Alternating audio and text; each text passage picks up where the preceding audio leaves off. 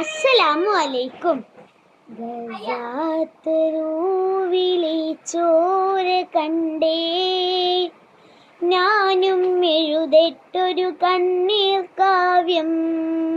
പിഞ്ചോമന മക്കളെ ചോരക്കായി ദാഹിച്ചലയുന്ന ചെന്നായിക്കൂട്ടം. മരിച്ചത് ഞാനല്ല നീയാണ് മുസ്ലിമേ.